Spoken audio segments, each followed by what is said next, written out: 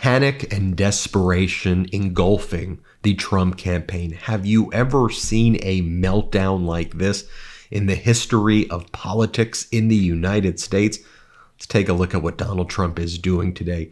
He posts the following. He goes, "I haven't seen the Drudge Report for years, but everyone tells me it's doing really badly. Is it remaining open, or will they close it up?" It's actually very popular, Donald, and I think I know why you're saying that, because the Drudge Report, which actually leans conservative, they're posting truthful headlines that the corporate media may be too afraid to post. Here's what the Drudge Report headlines say.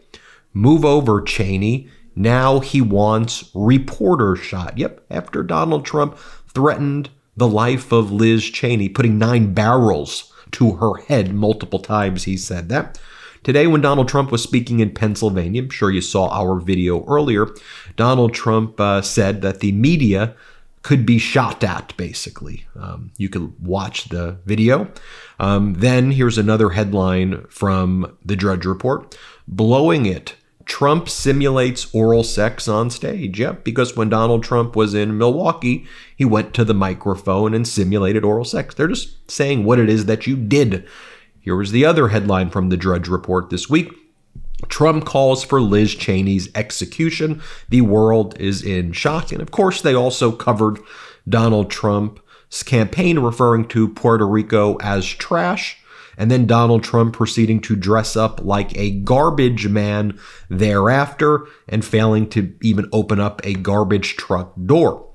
Some other data points why Donald Trump is absolutely panicked right now.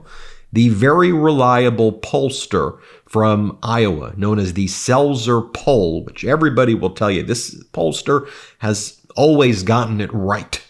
And you can almost extrapolate broader trends throughout the United States from this very detailed poll out of Iowa from the Des Moines Sunday Register. They have Vice President Kamala Harris up 3 points in Iowa, and that has turned MAGA into an absolute wreck. Donald Trump previously, several months ago when he was leading in that poll, when President Biden was still in the race, Donald Trump and all of MAGA said, "This is the best pollster ever. She's the greatest." Now they are accusing the Seltzer poll of voter suppression. Jonathan Martin says, though, it's not just the Seltzer poll being the story. It's when we go into the crosstabs here. It is Harris leading by 20 points among women in heavily white Midwestern states. This is what's been happening post-Roe. As Mike Madrid says, most campaigns have a late break. It's a great Republican, former Republican consultant. He goes, most campaigns have a late break in the last week. Big energy, field reports, and now polling show movement towards Harris. Tony Hinchcliffe, the Trump surrogate who called Puerto Rico trash, may have done to Trump what James Comey did to Hillary Clinton in 2016. I'll just add this, Mike. Trump did this to Trump. What Tony Hinchcliffe said was what Donald Trump says over and over again. Donald Trump says America is garbage. That's what he's been repeating over and over again. It wasn't Tony Hinchcliffe who said, talked about executing Liz Cheney, who dressed up like a garbage man, who showed that he doesn't even know how to open up a truck door, proceeded to threaten to shoot at the media, and then simulated oral sex on a microphone. That was Donald Trump who did that. Polls don't vote, folks, but some of the best polls are telling a story consistent with the Seltzer poll. You look at the Marist poll, Wisconsin, Vice President Kamala Harris up. You see the Seltzer poll there. The latest ABC News poll has Harris up nationally +3. And even better are the internals for Harris. Harris is only losing white women by 4. They say, I actually think she's up. A group Biden lost by 11 in 2020, and Harris is only losing white men by 11. I think it's less than that. A group Biden lost by 23 in 2022.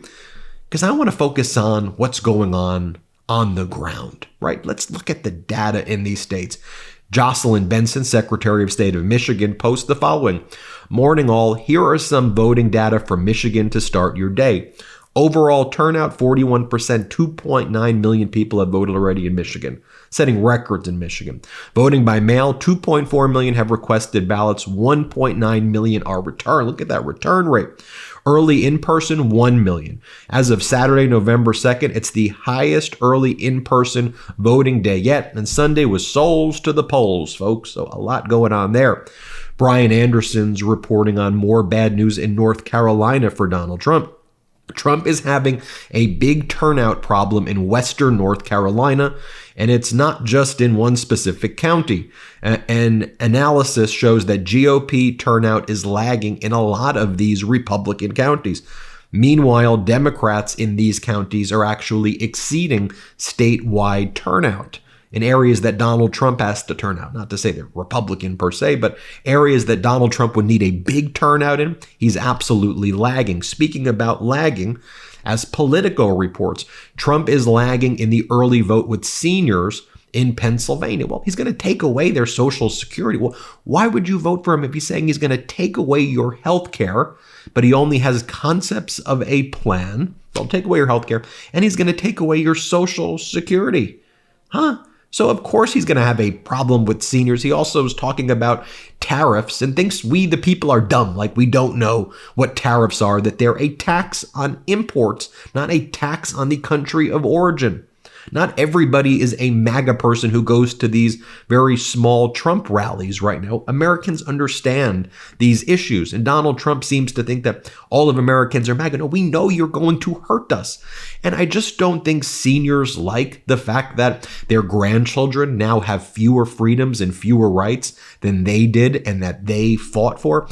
I think seniors want to leave, regardless of their political party. I'm convinced seniors want to leave a better America for future generations. And I think seniors, like all Americans, are repulsed by Donald Trump's chaos and craziness and immoral behavior. I mean, to watch Donald Trump simulate oral sex on a microphone and to start just cursing at his rallies and cursing in churches and his friendship with Epstein, the fact that he's been found liable for sexual assault, the fact that Donald Trump is on audio recordings bragging about molesting women and grabbing women by their vaginas, and because he's wealthy, he says they let him do it. I think people are repulsed by this guy. Donald Trump posts the following: if Kamala wins, you are 3 days away from the start of a 1929-style economic depression. See, all he has is fear. All he has is fear. So that's his playbook, but we've all exposed it now. We know what he's doing. Donald Trump goes, Fox News keeps putting on Democrat ads as part of their news program. Their sound bites are almost all of Harris and her Democrat friends, all of whom are on the shows. Fox News is not our friend. It's crazy. Fox News is not our friend. Fox News, I mean, between Sean Hannity and Laura Ingraham and Jesse Waters and all of those clowns, they provided the biggest propaganda platform for you imaginable, and you're blowing it. They were quite, yeah, you are. You are screwing up the fact that they're trying to do propaganda for you.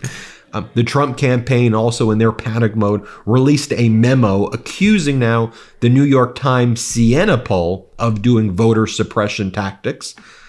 That's never a good sign. Also, they were expecting thousands of people at this J.D. Vance rally with Don Jr. I think it was less than 100 people showed up for the Don Jr. J.D. Vance event, but more people showed up by far to the various women's marches taking place across the country. Did you participate in one of those women's march? Here's a good time to say that there was a women's march in the Villages today. This is Barbie for Congress, who's running for Florida's 11th congressional district. The pictures are a good reminder that women are fighting back for the rights of their daughters and granddaughters and great-granddaughters. You have a ton of women turned out in the Villages, and the Villages now seems to be strongly supporting Vice President Kamala Harris. Can I show you an image that warms my heart as well? It is Robert De Niro at the Philadelphia Eagles game with a bunch of men, football fan men, but they are out there at a football game. This is like Trump and MAGA's worst nightmare, while they try to pretend to be alpha this, alpha that. No, here you see John Kerry, Robert De Niro, surrounded by men who are showing what being a man is all about, which is supporting the rights of women, defending the rights of women, not treating women like second-class citizens like Trump and MAGA do. I'm going to play you this clip, but this image right here busts open the narrative that MAGA tries to portray, because to me, this is what being a man is actually really about. Here, play this clip.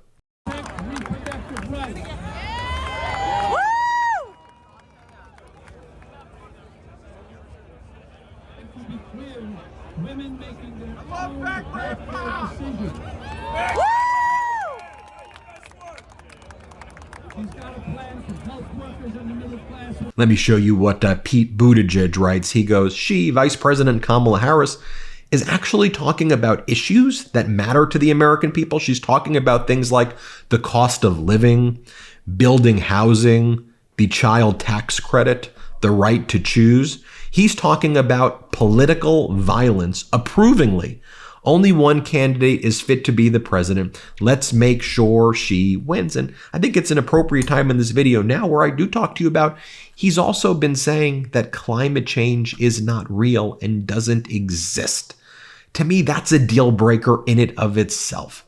To say that climate change isn't real and doesn't exist, or as Donald Trump says, if anything, I get more beachfront property. This is not a laughing matter.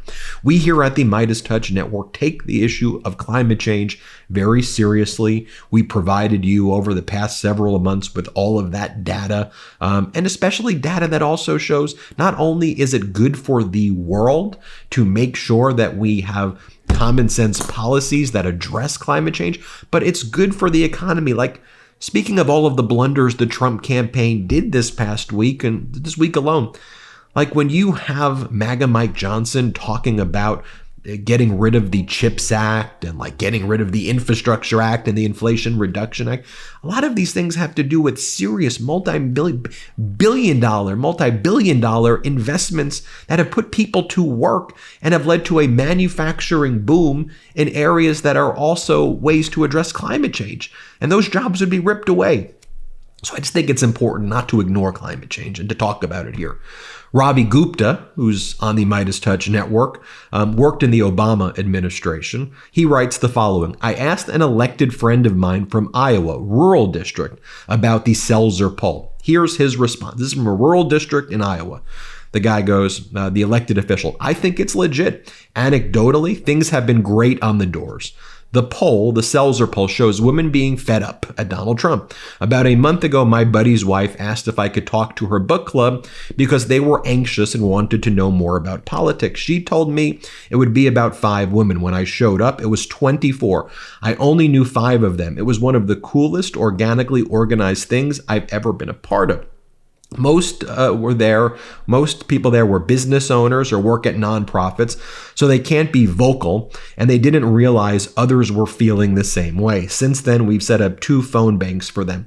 I think that's been a major part of the MeidasTouch network at all, because we see all these corporate media narratives, and we can shatter those narratives here, and we can all reflect, wait a minute, that's some crazy stuff. We're not with this Trump stuff. We don't want that. We're not okay with that. Stop both sidesing the issues. And we could come together and be like, no, like as I always like to say, stop showing that treating marginalized communities like crap is like alpha, or that should be a political issue. That doesn't make you a strong person. That makes you a horrible person if you're punching down. What are you doing? So let's break those narratives and let's show that pro-democracy and freedom and compassion and love over hate, that these are the types of values that make America such a special place. And those are the types of values we should be promoting, not the horse race. Oh, well, Donald Trump. No, none of that crap. Let's talk about what we can do to improve our country and better the lives of each other. By the way, speaking about the constant deluge of whining from the Trump campaign and their surrogates. So now this kind of right-wing MAGA FCC commissioner is out there attacking with the Trump campaign SNL because Vice President Kamala Harris was on Saturday Night Live and she had a great appearance. Everyone's talking about how great she did.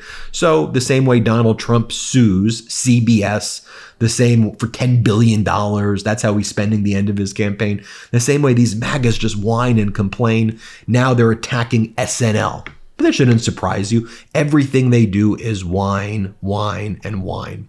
Speaking of that, just so you saw earlier in the day, this was in Pennsylvania, Donald Trump whining about the Seltzer poll, and then Fox had to cut away from it because they're like, all right, he sounds like a crazy person. Here, play this clip. They just announced a fake poll. Hey, think of it. Right before the election that I'm 3 points down. I'm not down in Iowa. I got $28 billion for the farmers. $28 billion. All right, so there is former President Trump in Pennsylvania. But that's enough of showing you Donald Trump videos.